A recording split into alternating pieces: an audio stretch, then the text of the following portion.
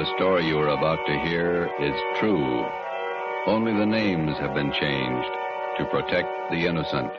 Fatima Cigarettes, best of all long cigarettes, brings you Dragnet.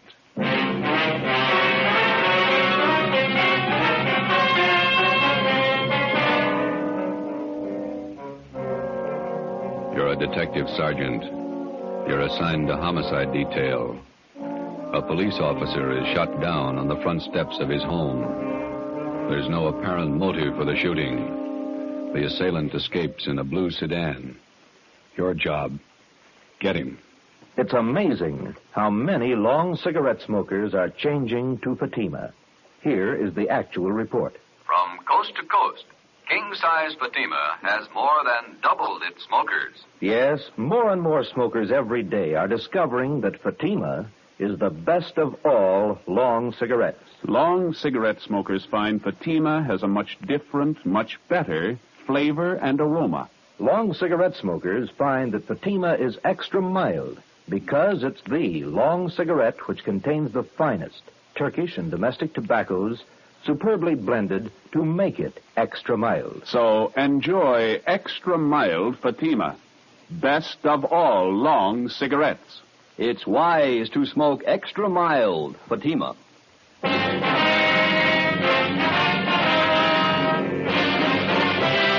Dragnet, the documented drama of an actual crime. For the next 30 minutes, in cooperation with the Los Angeles Police Department, you will travel step by step on the side of the law through an actual case from official police files. From beginning to end, from crime to punishment, Dragnet is the story of your police force in action. It was Sunday, May 23rd. It was warm in Los Angeles. We were working the day watch out of homicide.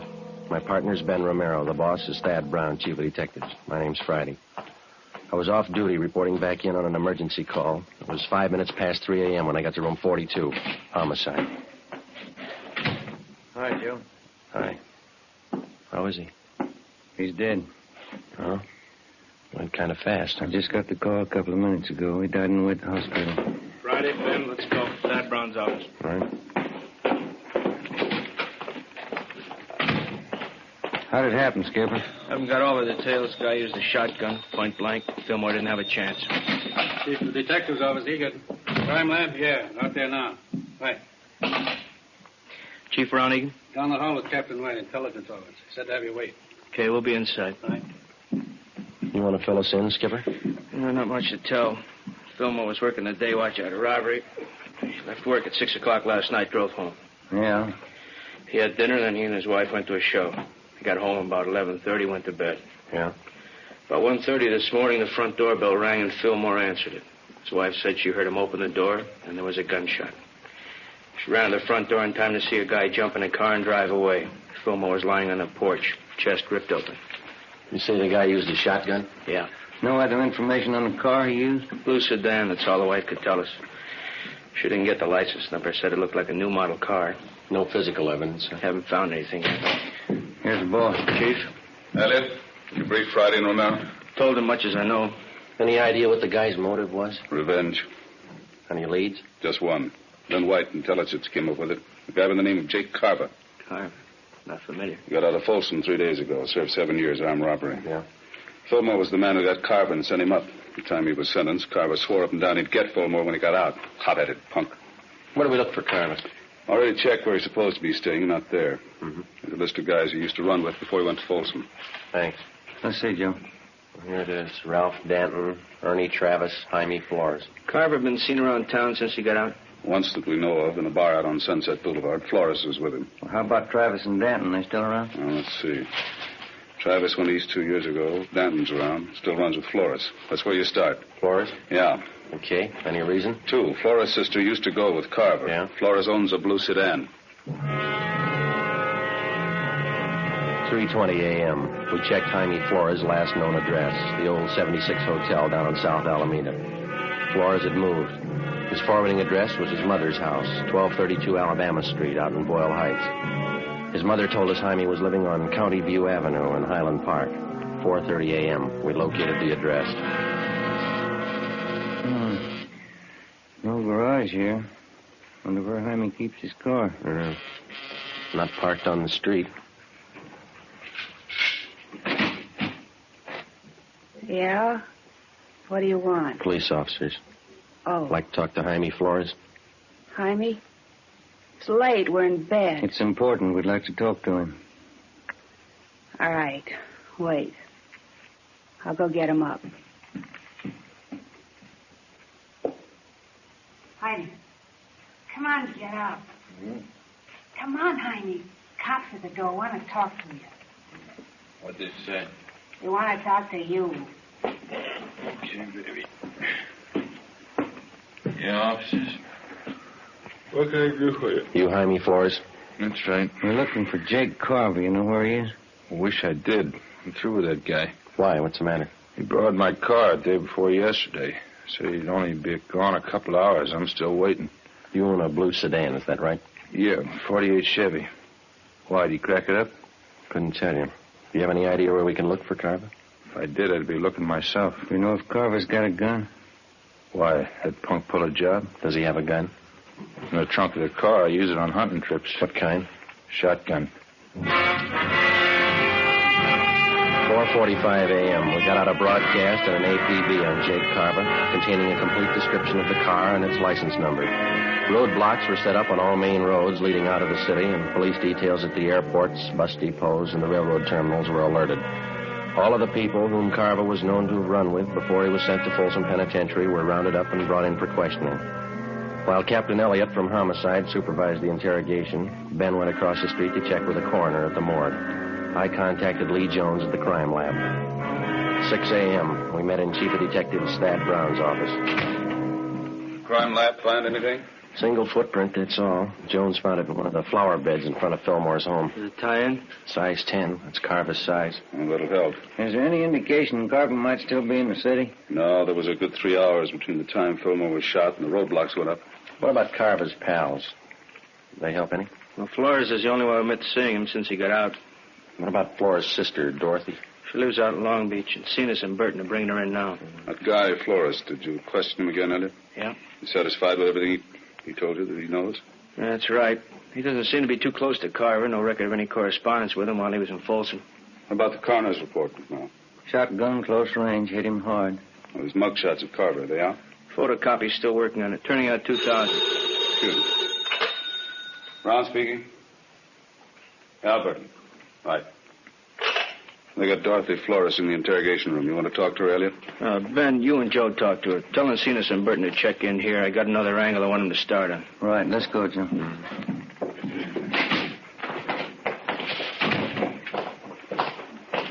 He must be as mad as a hatter. 3 days out of Folsom and he kills a cop. Yeah, if it was him.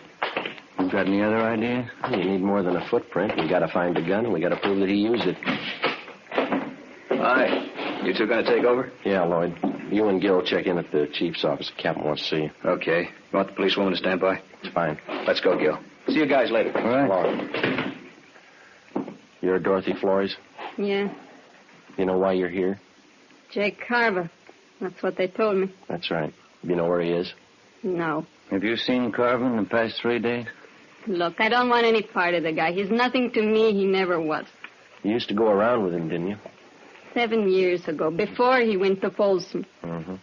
What happened to your eye, Miss Flores? Those bruises there on your arm. Oh, we had a party. I fell and bumped myself. Looks like a pretty new black eye. Did you have the party last night? I told you, Jake's nothing to me. He's a crazy hothead. I don't want any part of him. Was he around to see you last night? I used to go with him, that's all. I don't care what happened to him. You saw him last night, huh? I didn't. This is on a murder rap, Miss Flores.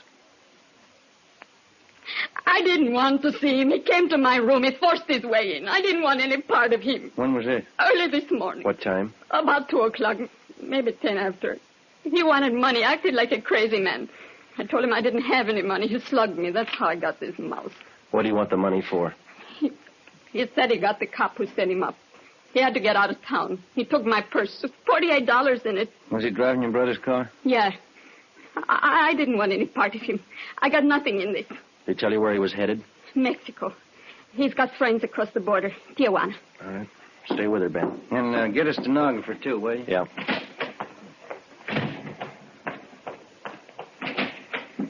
Righty. The Flores girl, Skipper. Carva saw her this morning, admitted shooting Fillmore. She says he's headed south for Tijuana. Maybe he stopped off on the way. How do you mean? The drugstore in San Pedro just held up. Owner was shot and killed. Yeah? The guy was driving a blue sedan.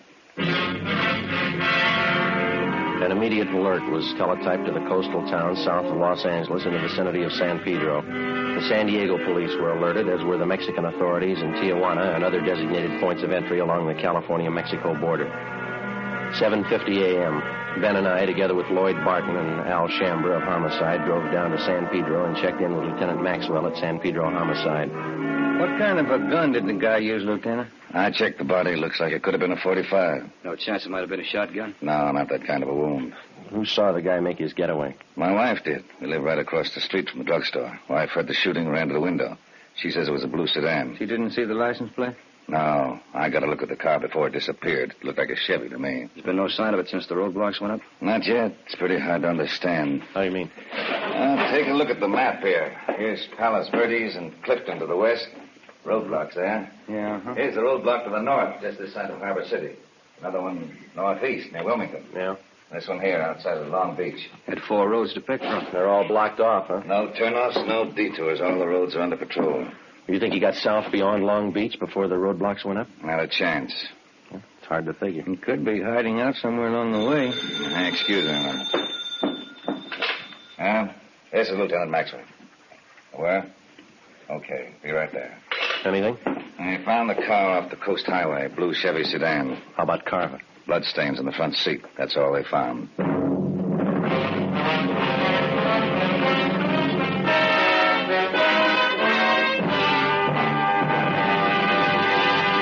You are listening to Dragnet for the step-by-step solution to an actual police case. Here, step by step, are the reasons why Fatima has more than doubled its smokers from coast to coast. Step 1. The name Fatima has always stood for the best in cigarette quality. Step 2. Long cigarette smokers discover Fatima has a much different, much better flavor and aroma. Step 3. Long cigarette smokers find Fatima extra mild. Fatima is the long cigarette which contains the finest Turkish and domestic tobaccos superbly blended to make Fatima extra mild. And that's why more and more smokers every day agree it's wise to smoke extra mild Fatima. It's wise to smoke extra mild Fatima. Yes, the name Fatima on that golden yellow package is your insurance of an extra mild smoke. So enjoy king-size Fatima, the best of all long cigarettes. 8:45 a.m. We found the blue Chevrolet sedan. It was lying overturned in a ditch just off a dead-end road on the edge of a grove of eucalyptus trees. Oil was still dripping from the crankcase. There were bloodstains on the upholstery in the front seat. In the glove compartment, we found 2 empty shotgun shells. Ben marked them with his initials for evidence and wrapped them in a handkerchief. The fingerprint men were called. We fanned out and started a search of the general area. See if we can't pick up a trail in this eucalyptus grove here.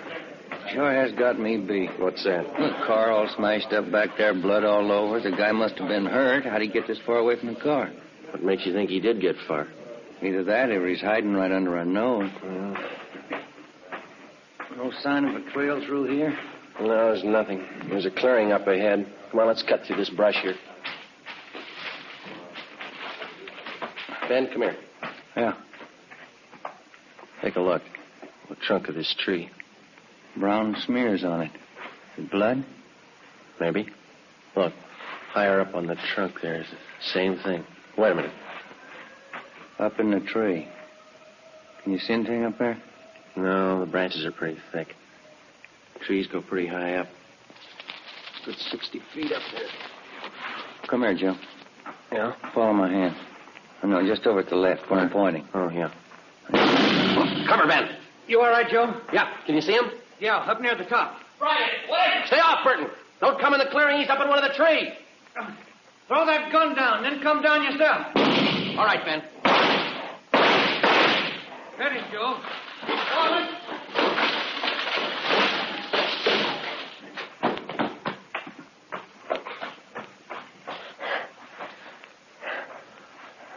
It's Carver. Shotgun's over there. He alive? Yeah. It's a hard tree to climb. Wonder how he got up there. I don't know. But this was the only way to get him down.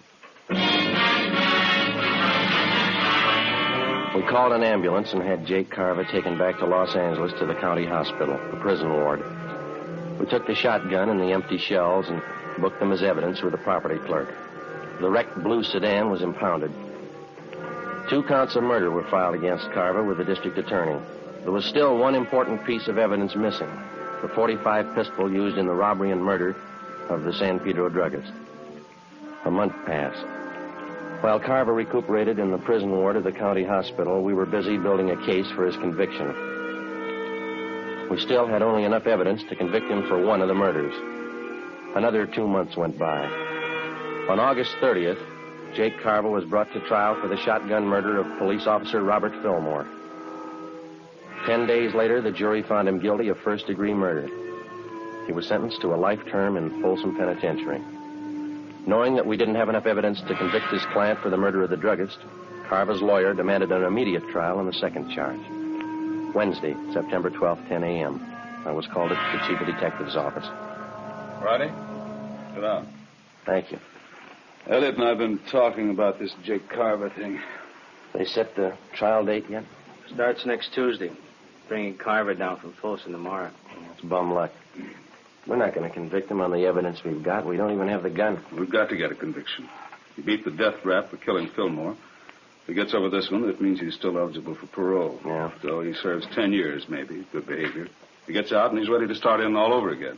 Yeah, if we could just sew him up for killing that druggist, we could put him away for good. I don't know how, Skipper. It's a pretty good bet that no jury will convict him unless we find that gun. We got another out. Just one. What's that? If we can get Carver to admit he killed that druggist. It's a neat trick. When you and Ben got him last May, did he see you at all? You think he could recognize you again? Well, couldn't have gotten a very good look from where he was up in that tree. Ben did all the testifying at the trial. I wasn't even there. No, he wouldn't know me. Why? When they bring Carver down from Folsom tomorrow, they'll put him in county jail while he's waiting trial. Yeah. Chief figures if we could plant you in the same cell with him, there's a chance he might talk, if you play it right. No, I don't know. He's no beginner. Neither are you. You carve enough of the right bait at the right time, and there's a chance he'll put his foot in it. Maybe. All right, will you set it up with the county jail? Yeah, and remember, he's a killer. Don't take any chances. Suppose he gets wise. Well, then we'll know you tried.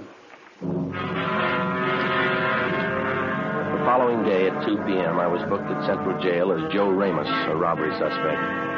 Ramos was the actual name of an Eastern thief whom we knew was not acquainted with Jake Carver. After being mugged and fingerprinted, transportation officers took me to the 12th floor of the Hall of Justice where I was booked into the county jail. After that, I was taken down to a cell block on the 10th floor known as the High Power Tank, where prisoners charged with major crimes are held. During the day, the individual cells are left open and the prisoners are allowed to visit with one another. I was taken back and shown the cell I was assigned to. Jake Carver was already there. He was playing two-handed poker with another inmate on the lower bunk. Here you go, Ramos. This cell here. You can take the top bunk. All right. How many cards you want? Make it 2, Jake. Hey, move, will you? I want to get in my bunk. Come on, make your bet. Says 2 cigarettes. You're 2, bunk you 6. I said I'd like to get in my bunk. Go on, Sam, play the game. Okay, we'll see you. Maybe you didn't hear me, Sam. I said I want to get in my bunk. I heard you, Mac. I don't like shoving around like this. All right, now sit down.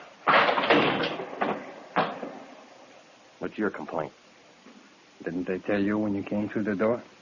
They bury you in the hole for beefing in here. Then as long as I'm in here with you, let's get it straight right now. Don't bother me. And while you're at it, keep your rum-dum pals out of here, you understand? I don't think I do. You'll be around quite a while, smart guy. I won't forget this. Oh, yeah. Chow time. Come on, here it is. What are you doing down there, Dobbin? Nothing. I always sit on the floor. Get back to your cell. Chow. Yeah. See you, Jake. Yeah. What's this junk they feed you? Boiled beef, boiled potatoes. It's a habit with them here. Junk. Can you buy from the outside? Candy. Sometimes Pie. Guy comes around in the morning. Who are you? Joe Ramos. Ramos, huh? Chicago? I've been there. So have I. I'm Jake Carver. Hiya. All right. What are you up for? Talk to my lawyer. You got a smart mouth. You got a big one. You take care of your own worries, huh? I'll take care of mine. I ain't got any worries. I got it made. Hey, you want that piece of bread? I don't want any of it. Take it. Tell the truth, I never had it so good. No witnesses, no evidence. You can't touch me. Sure. That's why you're in here. 3 days passed. By playing the part of the tough gunman from Chicago, I succeeded in getting close to Carver. Because of the close confinement, I was with him almost constantly, but he still refused to confide. In a roundabout way, I pressed him as much as I could for the answer without making him suspicious. No results. 8:55 p.m. Sunday, 2 days before the trial opened. Sam, Jake Carver, and I were playing blackjack in the aisle just outside our cell. All right, Sam, hit me. There you are. Okay, I'm good. Ramos? I'll stand. 18. Pay 19. That's all for me. Me too. I'm going to hit the sack. Yeah, just when I start to come. Like... Always crying. Hey, Ramos, seems to me I remember you. Haven't I seen you around City Hall? Sure. I live there. All right, it's time. Lock up. No. Ramos? What's he talking about? I don't know. I got a headache. It's killing me. Yeah? Sure, let me crack your neck. It'll help it. No, that's no good. You got any of them brown pills? Come on, I'll crack your neck. Loosen up those nerves. Always helps me. Yeah? Yeah, here, let me show you. Come on, turn around. Take it easy. Just relax. Let yourself go. Yeah. I'll get my hands around the back of your neck. Come on, relax. Will you? This won't hurt you. All right. You got to be careful with this, though. You could break a guy's neck, you know. Take it easy, huh? What's the matter? Come on, relax. All right. Let me get a better grip on your neck. Take it easy, huh? All right, now. Yeah. All right, let's do it. How's that? Oh, that's not bad. Feels a little better. That works okay. Sure. Hey, I noticed you had a visitor today. One of the boys from the East? No. A friend of mine out here. He just got in town. The coppers are trying to pin a killing on him. No? Who is he? Max Wesley. A good man. Tried to say he pulled a job down at San Pedro. Pedro, huh? What kind of job? Stick up. Drugstore a couple months ago. Yeah? That's what they got me on, you know? It's funny. Well, I think I'll get some shut-eye. What about this job they're trying to hang on him, he tell you? I don't remember. The guy who ran the store was shot up, I think. Died. Max wasn't even in town when it happened. Happened in May? Last May? I don't know. I'll see you in the morning. Yeah. Hard bed. They didn't have nothing on Max, son. They let him go. Oh, that's yet. He's out on bail. No, I mean, no evidence on him. No gun, huh? Yeah, they got a gun. I think that's what Max said. Where'd they find it, he say? I don't know where they found it. Go to sleep, will you? He mentioned anything else about Pedro, like San Pedro Hills? Yeah.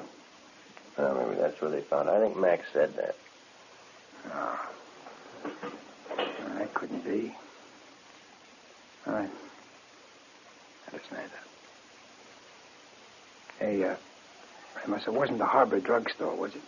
What's eating you anyway? Will you go to sleep? Look, Ramos. Ramos, I gotta know. It's important. What are you talking about? I gotta get some sleep. Will you listen a minute? I ditched a gun down there in the San Pedro Hills. All right, what are you worrying about? They don't send you up for hiding guns? Listen, I'm hot on that job. They got me on one murder rap. If they tag me in another one, it's for keeps. What do you want me to do? Talk to the governor? Are you sure this guy Max said that they found a gun? Now, look, Carver. Max said they found a gun in the San Pedro Hills. Now, you get on down in your bunk and let's talk about it in the morning, huh? What kind? Did he say what kind? I don't know. I don't remember. Was it a 45? Something like that, yeah, 45. I guess that was it. Listen. Got the jailer barking down here. Quiet down in there. All right. You go to sleep now? I can't be. It's not the same one. They couldn't have found it. They haven't talked to me. Ramos. Hmm? When did they find the gun? Did Max tell you that? Oh. When did they find the gun? When? I don't know. He didn't say where? San Pedro Hills. Ramos, I gotta know. Wasn't by a covert, was it? On the hill road? I don't know. I'll ask Max the next time I see him. Is that where you ditched yours? They couldn't have found it. Nobody could have. It was this covert, see, back on the road. Yeah. There was a piece of cement broken off the bottom edge of the covert, kind of a hollowed-out space inside. I pushed the dirt all around it. You gotta ask Max. Mm-hmm. Ask him where they found that gun. Yeah, I'll see him Wednesday. I'll ask him. You gotta find out. They could put me away for good. What are you worrying about? They haven't paired you up yet with the gun they found? Yeah. Yeah, that's right. Maybe they didn't figure it. Maybe they forgot. Maybe. Yeah. Cops are dumb. They forget. That's what everybody says, isn't it? Yeah, that's what everybody says.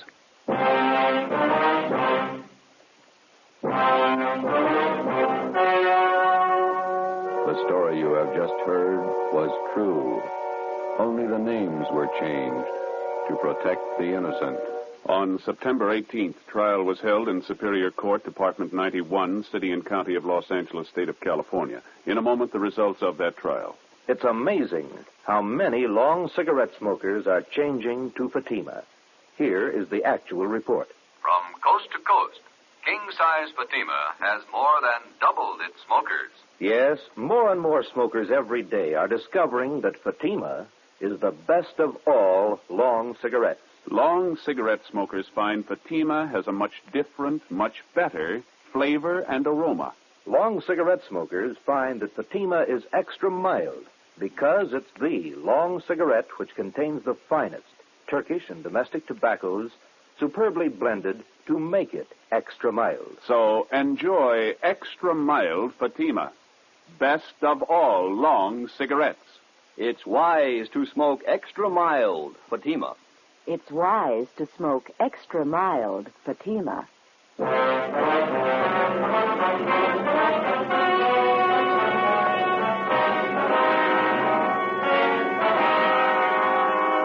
The murder gun, a .45 caliber automatic pistol, was recovered from the San Pedro Hills, and Jacob John Carva was brought to trial. He was tried and convicted of murder in the first degree. The jury again refused to recommend the death penalty. Carva is now serving a life term in the state penitentiary without possibility of parole. You have just heard Dragnet, authentic cases from official files. Technical advice for Dragnet comes from the Office of Chief of Police, W.A. Wharton, Los Angeles Police Department.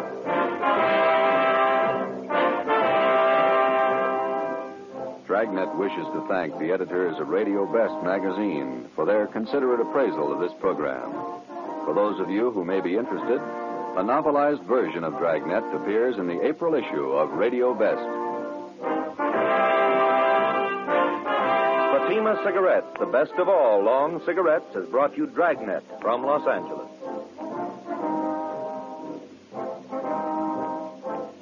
Tomorrow, hear Mr. and Mrs. Ronald Coleman in the Halls of Ivy on NBC.